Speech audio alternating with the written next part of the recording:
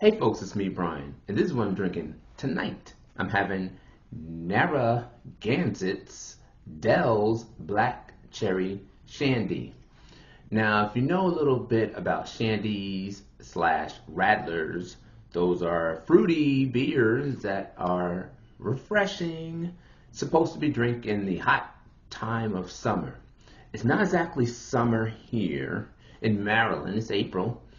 But it was hot today. It got up to about 90 degrees. So I decided to break out this shandy, which I bought.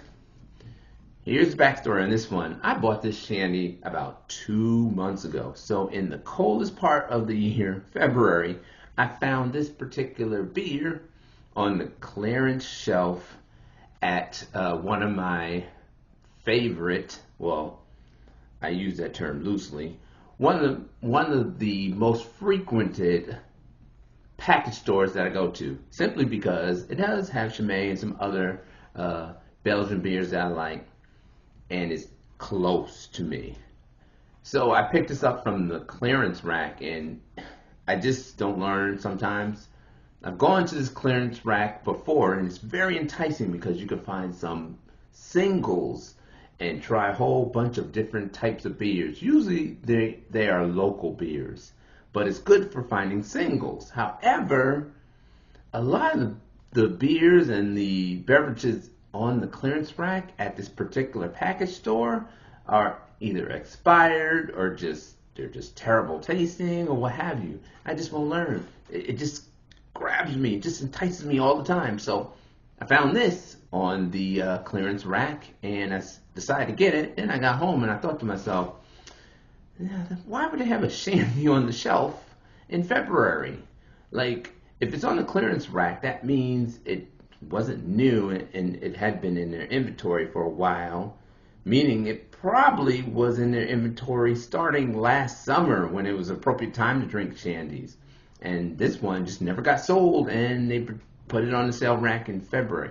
So this beer, I don't know how fresh it is, and it does have a label on it which with a date. I don't know if you can see it here, but it says 3/30/22.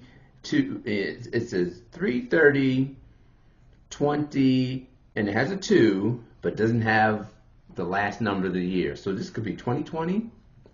It could mean 2021. It could mean 2022. It can't mean 2023 because I bought it before March 30th of 2023. God knows what it means. But let's check it out anyway, folks. Now, it does not get good reviews. Beer Advocate had it scored pretty low. A lot of people disliked it. Apparently, it's been out since September of 2015. And there's a description on the website. It says, roll out the barrel. Narragansett Dell's Black Cherry Shandy is our second collaboration with Rhode Island icons Dell's Lemonade. Now, I've never heard of Dell's Lemonade.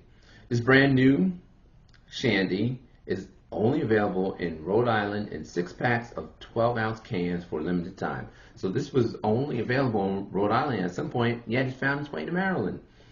It contains 4.7% alcohol by volume and 14 IBUs, so it's not bitter at all.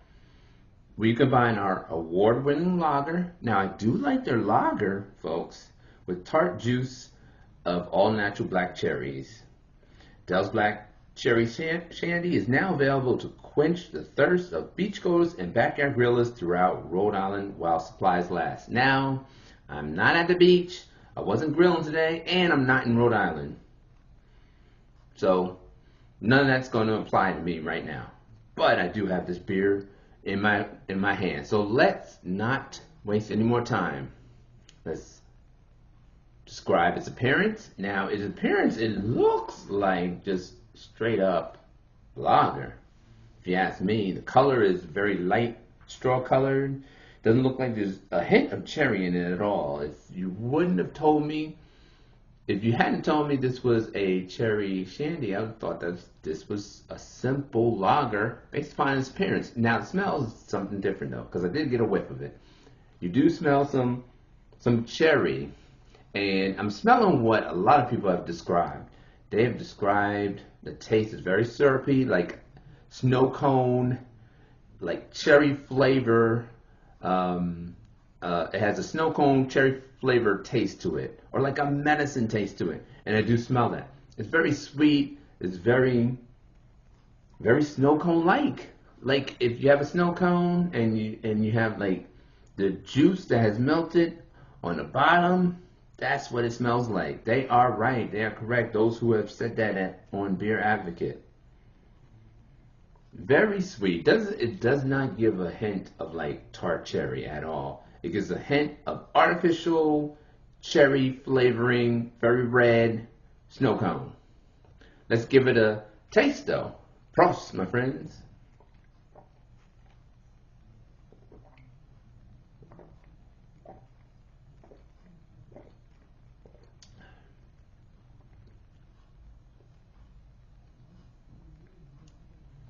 Well, let me start off with the mouthfeel. So some people call it medium body, some people call it light body. I would say it's light body. It's almost near watery. It's it's almost near watery if you ask me. So I'd say light body. Now I go to the taste. So you get a little hint of Narragansett.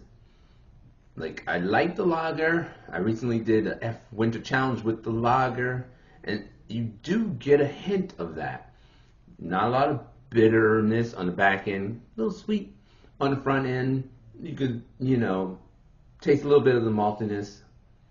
It tastes like you get a little taste of that, and you do get a taste of like cherry syrup. Like what this really tastes like is like cherry 7-Up.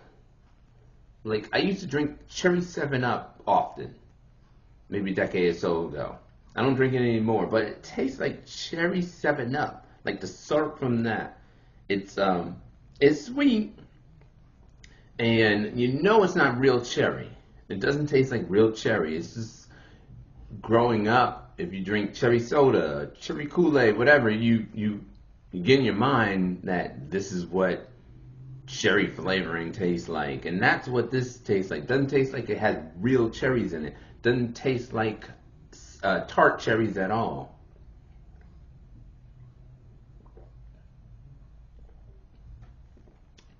It tastes like they took Narragansett, their lager, and combined it with cherry syrup. That's exactly what it tastes like. So is this combination good? No, it's not. I give this the thumbs down. I didn't want to be persuaded by comments and opinions and ratings on Beer Advocate or Untapped or anything like that. But I looked anyway. But they are right. I don't think I'm getting influenced at all. This is not a particularly good product. I'll never get this again. I'm not the biggest shandy fan. Actually, I think if you just get a regular beer and you squirt lemon juice in it, you can make yourself a good shandy. You don't need to buy it in a can and probably pay premium for something like that. Shandies, I think you can make easily on your own using regular lager, moderately priced or economically priced lagers and whatever fresh fruit you have in your house.